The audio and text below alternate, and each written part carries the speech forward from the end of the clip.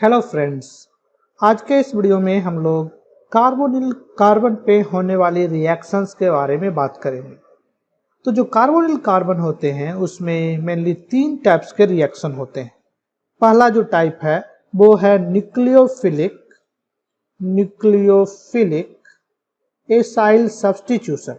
Nucleophilic acyl substitution. दूसरा जो example है वो है न्यूक्लियोफिलिक एडिशन। Nucleophilic addition.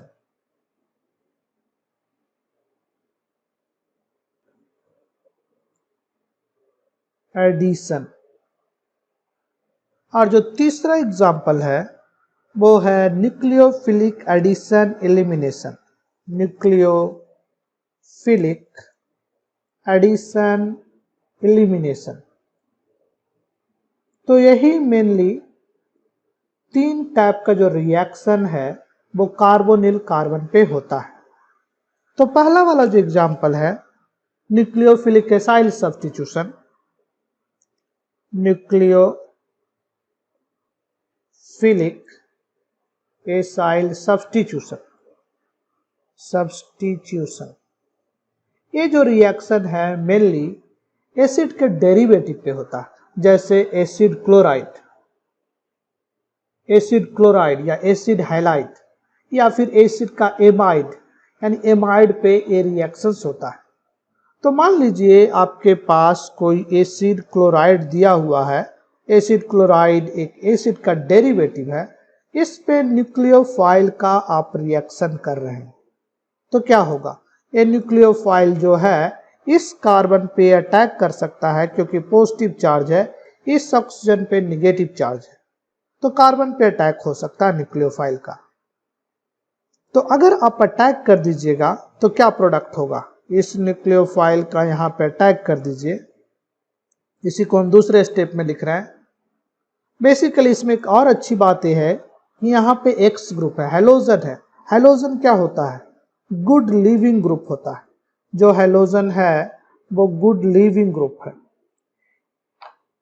यानी कि हमको एक आइडिया मिल रहा है कि न्यूक्लियोफाइल इस कार्बन पे अटैक करे और दूसरा स्टेप में एक्स माइनस यानी लिविंग ग्रुप जो है वो आउट हो जाए, कुछ इस तरीके से।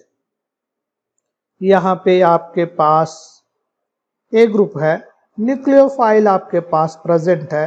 ए न्यूक्लियोफाइल इस कार्बन पे अटैक करेगा और ए बॉन्ड पेयर इधर की तरफ खुल जाएगा। तो इस ऑक्सीजन पे एक निगेटिव चार्ज आ जाएगा, आर है, यहाँ पे न्यूक्लियोफाइल आके जुड़ चुका है। बेसिकली इस पे माइनस चार्ज नहीं होगा क्योंकि बॉन्ड बना लिया है। यहाँ पे एक्स है, ये जो कार्बन है उसका हाइब्रिडाइजेशन sp3 हो चुका है। पहले हाइब्रिडाइजेशन sp2 था, प्लेनर से टेट्राहेड्रल में चेंज हो चुका है। ये स्टेप रिवर्सिबल भी होता है, यानी रिएक्शन लेफ्ट से राइट या राइट से लेफ्ट जा सकता है। नेक्स्ट स्टेप में क्या करेगा, ये जो लोन पेयर है इस लिविंग ग्रुप को पुश करके आउट कर देगा। यानी कि अगर ऐसा हुआ नेक्स्ट स्टेप में तो आपको क्या मिलेगा, R C double bond O, और यहां से एक्स आउट हो चुका है, न्यूक्लियोफाइल आपका अटैच हो जाएगा। तो ये रिएक्शन क्या हुआ, सब्स्टिट्यूशन का रिएक्शन हुआ। कैसे, क्योंकि यहाँ पे एक एक्स ग्रुप लगा हुआ था, वो किससे सब्स्टिट्यूट हो गया, एक न्यूक्लियोफाइल से सब्स्टिट्यूट हो गया। और पहला स्टेप में चूंकि न्यूक्लियोफाइल का अटैक हुआ है और एसाइल कार्बन पे अटैक हुआ, इस कार्बन को हम लोग बोलते हैं एसाइल कार्बन। तो इसीलिए इसको हम लोग न्यूक्लियोफिलिक एसाइल सब्स्टिट्यूशन बोलते हैं। न्यूक्लियोफिलिक क्यों, क्योंकि पहला स्टेप में न्यूक्लियोफाइल का अटैक हुआ। एसाइल क्यों, क्योंकि एसाइल कार्बन पे अटैक हुआ। सब्स्टिट्यूशन क्यों, क्योंकि एक लिविंग ग्रुप को भगा करके न्यूक्लियोफाइल जो है सब्स्टिट्यूट हो गया।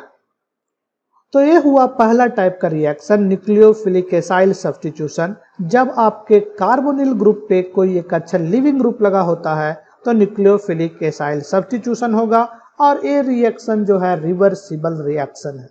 मगर आपके पास कुछ ऐसा चीज हो जिसमें अच्छा लिविंग ग्रुप नहीं हो, यानी यहाँ पे हाइड्रोजन लगा हुआ है, ये अच्छा लिविंग ग्रुप नहीं है, या फिर आपके पास ऐसा ग्रुप है, यहाँ पे अल्काइल ग्रुप है, ये दोनों ही अच्छा लिविंग ग्रुप नहीं है। यानी कि इस पे न्यूक्लियोफिलिक एसाइल सब्स्टिट्यूशन नहीं हो सकता, क्योंकि H- और R- not a good leaving group, not a good. यहां से निकलता क्या निकलता H-, यहां से क्या निकलता R-, मगर ये दोनों ही अच्छा लिविंग ग्रुप नहीं है। H-, R- is not a good leaving group, ये अच्छा लिविंग ग्रुप नहीं है, इसीलिए इसको आप भगा नहीं सकते। बेसिकली ये जो दोनों स्पेसिस है ये स्ट्रॉन्ग बेस है, यानी हम कह सकते हैं टू अ स्ट्रॉन्ग बेस, ये स्ट्रॉन्ग बेस है।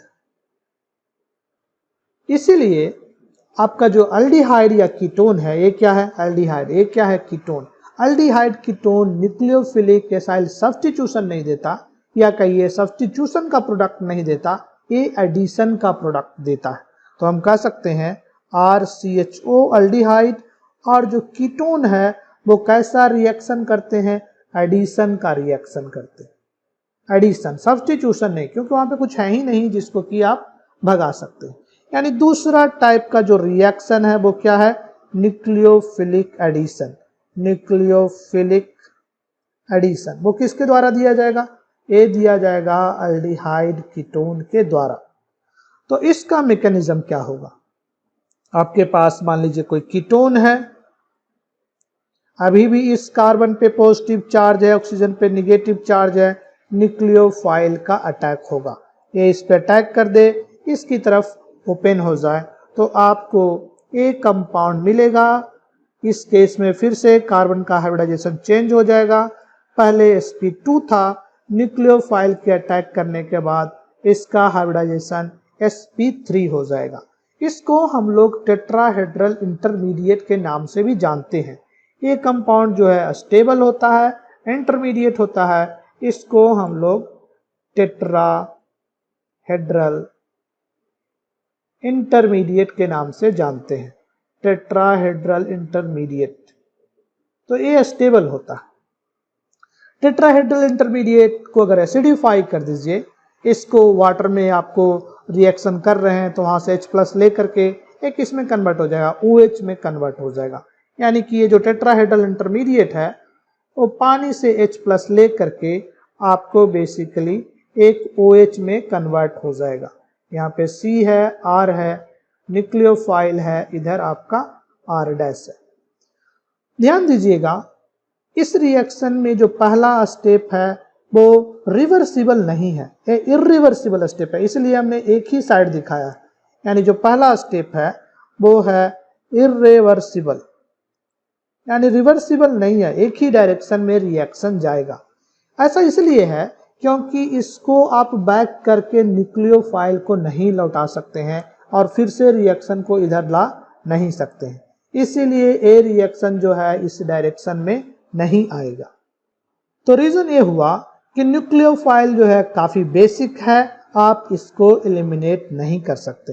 यानी हम कह सकते हैं Nu-, इस केस में R- होगा, H- होगा, R- H- too basic to be eliminated, too basic to be eliminated, यानी अच्छा लिविंग ग्रुप ये नहीं है, इसलिए इसको हम लोग भगा नहीं सकते।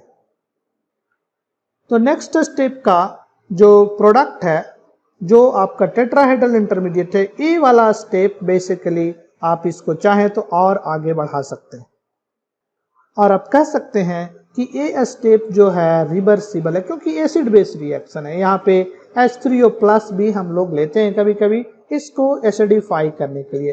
तो यहाँ पे कुछ नहीं, ये बेस की तरह ट्रीट कर रहा और ये एसिड से रिएक्ट किया और आपको टेट्राहेड्रल इंटरमीडिएट बना। ये आपका टेट्राहेड्रल इंटरमीडिएट है। इसको आप कह सकते हैं टेट्राहेड्रल एनायन, क्योंकि इंटरमीडिएट में चार्ज नहीं होगा, तो इस केस में ये टेट्राहेड्रल इंटरमीडिएट है। और ये जो सेकंड स्टेप है इसका रिवर्सिबल है, लॉजिकल है, क्योंकि ये एसिड बेस रिएक्शन है। तो ये तो हुआ न्यूक्लियोफिलिक एडिशन। तीसरा जो एग्जाम्पल है वो है nucleophilic addition elimination. Nucleophilic nucleophilic addition elimination, यानी एक बार एडिशन हो रहा और फिर आपका एलिमिनेशन हो रहा। ये तीसरे टाइप का रिएक्शन है जो कार्बोनिल ग्रुप पे हो सकता है। ये जनरली तब होता है जब आपका अटैकिंग एटम ऑक्सीजन या नाइट्रोजन है, यानी उसके ऊपर एक लोन पेयर है। तो ये तब होगा जब इफ अटैकिंग एटम यानी nucleophile, if attacking atom is oxygen क्योंकि इसके पास लोन पेयर है, या तो फिर नाइट्रोजन क्योंकि इसके पास भी लोन पेयर है। जैसे कि एग्जाम्पल ले सकते हैं, इस टाइप का रिएक्शन तब होगा जब आपके पास OH माइनस है, OCH3 माइनस है, या तो NH2 माइनस है, या फिर आप कहें NHR है और इसके ऊपर एक माइनस चार्ज। तो ये सब जो न्यूक्लियोफाइल है basically nucleophilic addition elimination reaction दे सकता है। तो एडिशन एलिमिनेशन इसलिए इसको कहते हैं क्योंकि पहला स्टेप में तो न्यूक्लियोफाइल का एडिशन हुआ, दूसरा स्टेप में एक वाटर मॉलिक्यूल रिलीज हो सकता है, यानी दूसरे स्टेप में एलिमिनेट हो जाएगा, इसीलिए इसको हम लोग एडिशन एलिमिनेशन बोलते हैं। इसका मैकेनिज्म देखिए, मान लीजिए आपके पास कोई एक कीटोन दिया हुआ है और इसको आपने ऑक्सीजन या नाइट्रोजन से रिलेटेड स्पेसीज से अटैक किया। मान लीजिए उसको हम लिख रहे हैं Z माइनस क्योंकि वहां पे भी लोन पेयर है, इसलिए इसको हम लोग Z लिख रहे हैं। तो ये जो अटैक करेगा न्यूक्लियोफाइल, हमारा यहाँ पे क्या हो गया, न्यूक्लियोफाइल बेसिकली इसको हमने Z माइनस से लिखा है और दो लोन पेयर हमने दिखा दिया है। ऑक्सीजन होगा तब भी दो लोन पेयर होगा, नाइट्रोजन के साथ माइनस होगा उस केस में भी आपका दो लोन पेयर होगा। हर केस में देखिए यहाँ पे दो दो लोन पेयर है। तो जितना भी आपका न्यूक्लियोफाइल है सबके पास दो लोन पेयर है, इसलिए हमने इसको Z माइनस से शो किया। तो Z माइनस जब अटैक करेगा, यानी जब न्यूक्लियोफाइल अटैक करेगा तो ऑक्सीजन पे माइनस और यहाँ पे Z और यहाँ पे R डैश, इसको एसिडिफाई कर लीजिए, इसको H3O प्लस के साथ एसिडिफाई कर लीजिएगा तो आपको फिर से एक टेट्राहेड्रल इंटरमीडिएट मिलेगा। ये क्या है, टेट्राहेड्रल इंटरमीडिएट, टेट्राहेड्रल इंटरमीडिएट। तो आपको एक टेट्राहेड्रल इंटरमीडिएट मिल रहा है। तो पहला स्टेप तो इरिवर्सिबल है, ये जो स्टेप है इरिवर्सिबल, बट नेक्स्ट वाला स्टेप जो है रिवर्सिबल हो सकता है क्योंकि सिंपली एसिड बेस रिएक्शन है। तो ये तो पहला स्टेप हुआ एडिशन का स्टेप, ये क्या हुआ एडिशन। नेक्स्ट स्टेप में एलिमिनेशन हो सकता है। तो एलिमिनेशन होगा तो क्या होगा, इसके पास एक OH ग्रुप है, जो टेट्राहेड्रल इंटरमीडिएट आपका है उसके पास एक OH ग्रुप है। तो क्या हो सकता है कि वाटर से या फिर H प्लस से, चूंकि मीडियम एसिडिक है, वहां से एक H प्लस ले ले और H2O प्लस बना के एक वाटर का ग्रुप लूज कर दे, यानी एक अच्छा लिविंग ग्रुप पे बना लिया OH2 प्लस, यहाँ पे R डैश। अब देखिए इस Z के पास एक लोन पेयर है, तो ये क्या करेगा, यहाँ से वाटर को पुश करके एक डबल बॉन्ड बना ले और ये सारा स्टेप जो है रिवर्सिबल स्टेप है। तो यहाँ से R C double bond Z और यहाँ पे R डैश, Z पे एक फॉर्मल चार्ज आ जाएगा और यहाँ पे एक वाटर का मॉलिक्यूल रिलीज हो जाएगा। क्योंकि वाटर का मॉलिक्यूल रिलीज हुआ है इसीलिए इस स्टेप को हम लोग क्या बोलेंगे, एलिमिनेशन का स्टेप। यानी पहला स्टेप एडिशन है, दूसरा स्टेप एलिमिनेशन है, इसलिए इस रिएक्शन को हम लोग एडिशन एलिमिनेशन, और चूंकि पहले स्टेप में न्यूक्लियोफाइल अटैक किया है इसलिए इसको हम लोग बोल रहे हैं न्यूक्लियोफिलिक एडिशन एलिमिनेशन रिएक्शन। तो इस वीडियो में आपने देखा कि कार्बोनिल ग्रुप पे तीन टाइप का रिएक्शन हो सकता है। एक तो हुआ न्यूक्लियोफिलिक एसाइल सब्स्टिट्यूशन, दूसरा न्यूक्लियोफिलिक एडिशन, और जो तीसरा रिएक्शन है वो है न्यूक्लियोफिलिक एडिशन एलिमिनेशन रिएक्शन। तो चूंकि हम लोग एल्डिहाइड कीटोन का चैप्टर पढ़ रहे हैं तो आगे आने वाले वीडियोज में हम लोग न्यूक्लियोफिलिक एडिशन रिएक्शन के बारे में बात करेंगे। तो नेक्स्ट वीडियो में हम लोग देखेंगे कि कैसे ग्रिग्नार्ड रिएजेंट जो है न्यूक्लियोफिलिक एडिशन का प्रोडक्ट देता है। इस वीडियो को इतना ही रखते हैं, एक नेक्स्ट वीडियो में फिर हम आपसे मिलते हैं। तब तक के लिए bye, take care and thank you.